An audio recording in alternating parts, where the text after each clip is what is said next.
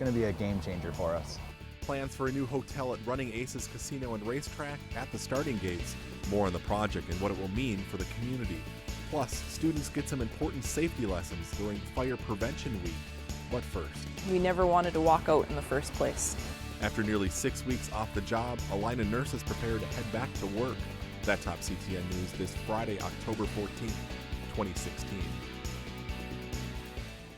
Thanks for joining us. Striking nurses voted Thursday to end their walkout and approve a tentative agreement endorsed by union leaders this week. That agreement followed a 17-hour negotiating session with federal mediators at the governor's mansion on Tuesday. Allina Health and the nurses union were able to come to an agreement on all outstanding issues, including hospital security, staffing, and perhaps the biggest sticking point, health insurance. CTN's Jordan Rylance has more. After the longest nurses strike in Minnesota history, Allina Health and the Minnesota Nurses Association reached a contract agreement, taking nurses off the picket line and back to the bedside. I'm hoping moving forward after a ratification today that we can have a smooth transition back into the hospital this weekend and get back to doing what we love to do. At the request of Governor Mark Dayton and Lieutenant Governor Tina Smith, federal mediators were brought to Minnesota to come to an agreement on the last outstanding contract issues between the two parties, which include nurse-only insurance plans to be phased out completely by the end of 2018. Allina will provide nurses with additional HRA, HSA contributions in 2017, 2019, 2020, and 2021 for nurses transitioning away from these plans. No changes will be made to diminish the value of the Allina First plan for all employees through the end of 2021. And charge nurse assignment task forces will be created to evaluate the circumstances under which charge nurses take patient assignments. Allina Health President and CEO Penny Wheeler issued a statement saying, quote, "Our goal all along has been to reach an agreement that is fair to our nurses and sustainable for our organization. I'm proud to say that with this agreement, we have achieved that goal." More than 4,000 Allina nurses will return to work this weekend, with full details of the contract agreement to be released in the coming days.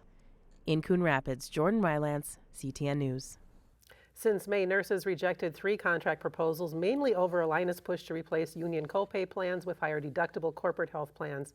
Nurses will return to work starting at 7 a.m. on Sunday. A lawsuit was filed in Anoka County District Court this week challenging the disbanding of the North Suburban Hospital District, which owns Unity Hospital.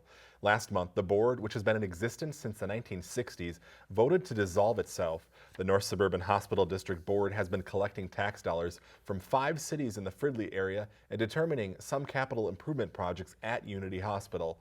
The lawsuit claims the district board should not have voted to dissolve itself without direction from one of the cities in the district. Under a 1970s agreement, dissolving the district gives Allina the right to purchase Unity Hospital and the land it sits on for $1. Anoka County is planning to launch a new drug court and expand its Veterans Treatment Court thanks to 2 new federal grants. The money is coming from the United States Department of Justice. Over the next 3 years, Anoka County will receive $350,000 to start an adult drug court, which will focus on reducing the recidivism rate among nonviolent drug offenders. The county will also get $300,000 to expand the Veterans Treatment Court to include more participants. DWI and drug forfeiture funds are being used to pay for 2 projects for the Coon Rapids Police Department. The first project, estimated to cost $40,000, will make a modification at the Public Works Garage to expand and improve the heated area to facilitate defensive tactics trainings for officers. The second project, estimated at $60,000, will outfit the department's Emergency Operations Center, the patrol work area, and the police department lobby with updated technology. A passing train likely sparked a grass fire in Coon Rapids Thursday afternoon. The flames broke out around 2:30 on the north side of the railroad tracks near 105th and Grouse Circle. The fire burned a stretch of grass and started going into the trees, but fire crews were able to extinguish it before it advanced further toward nearby homes. Extra firefighters were brought in for station staffing while crews were on scene. An Anoka County attraction could soon be a destination for more out-of-towners looking to get away for the weekend. Running Aces in Columbus is hoping to win big with the addition of a new hotel on their property. CTN's Joe Nelson joins us now from Columbus with details. Joe?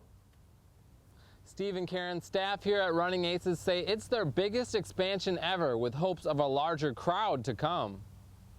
People don't really understand and realize that the North Metro has a lot to offer. Offering harness racing, a card room, a fishing pond, live entertainment, and a restaurant and bar, Running Aces in Columbus has grown since opening in 2008. Everything is up. Our handle is up, our attendance is up, horsemen's purses is up.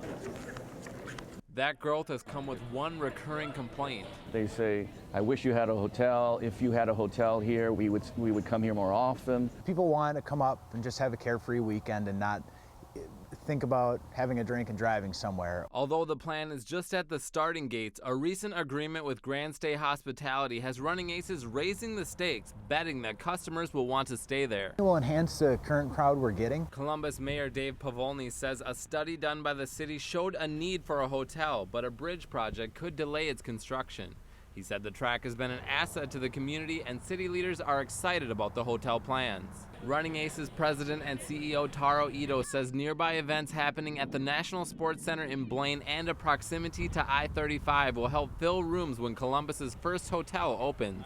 This hotel property will be built for our demographics and our customer base. We're not trying to be something that we're not. Whether you're one of the high rollers or whether you're just an average Joe, you really fit in here, whether it's at horse racing, the card room, and the hotel is going to be that next extension. The hotel would create jobs and also offer a unique view on entertainment. You can be in a swimming pool and watch live racing. So it's really going to create a really, I think, unique property here. There's no other property in Minnesota that has a racetrack and a casino, where you can view it from your room. No exact timeline has been set, but staff expects to open the hotel in the next 2 years. Steve and Karen? Okay, exciting. Thank you, Joe. The city of Blaine is getting a new hotel of its own. Last month, the Blaine City Council approved plans for the construction of a 5-story hotel on Baltimore Street, adjacent to the National Sports Center. The upscale boutique hotel will have 80 rooms and a sports feel to it. A new Milo strength training facility will also be constructed in the retail center next door. Once complete, it would be the only third hotel in Blaine. The National Sports Center draws 4 million visitors each year, which is more than Target Field. Voters in Blaine won't just be casting their ballot for president and other local offices next month. They are also being asked to vote yes or no on a new community center. The city would sell nearly $30 million in bonds to pay for a community center with a pool, gyms, fitness space, and meeting rooms by City Hall. The referendum would also cover a new senior center at Aquater Park. The YMCA may partner with Blaine on the project, but won't commit before the November 8th vote. A water tower that tens of thousands of motorists see every day while passing through Blaine is about to get a facelift. The Blaine City Council recently approved a $1.5 million contract to give the city's water tower in Aquater Park a fresh coat of paint and some new parts. The exterior of the tower was last painted 20 years ago and is showing its age. The city's current logo will also be added. In addition, there will be work going on inside the water tower, including new interior lighting, heating, and electrical systems. The month of October brings with it Fire Prevention Week. It's like your food. When your food expires, you get rid of it and you buy new food that's not expired. Smoke detectors expire too. Coon Rapids firefighters stopped at each elementary school in the city this week to share ideas on fire prevention. This year's message was, don't wait, check the date when it comes to the smoke detectors in your home. They take in a lot of dust, they get dirty, they're not reliable after 10 years. So check the date, don't wait, just basically says what it is. It's don't wait, check the date, and check the back of your smoke detectors. And if you have a detector that's over 10 years old, please, you have to replace it. New this year, firefighters brought in a cooktop range to talk about the problem of kitchen fires. They say it's important to keep non-cooking items off of the stovetop, and they also recommend a kid-free zone of at least 3 feet away from the stove. For the first time, the Coon Rapids Fire Department is publishing a calendar. Firefighters will finish taking the photos this month, and the calendar itself will be released in late November. The cost is $20, and all the money raised will go to the Coon Rapids Fire Department Community Fund, Coon Rapids Firecracker 5K, and other various community events. You can find a link to order the calendar on our website, ctncoonrapids.com. The fire department is also selling bracelets to raise money for Breast Cancer Awareness Month. One side of the bracelet says CRFD Cares, and the other side says Give Cancer the Axe. The bracelets are $5 each, and there's a limited number available at all 3 fire stations. And those are available on a first-come, first-served basis. Definitely. All right, that's going to do it for us today. Thanks for watching. We'll see you again next week. Bye-bye.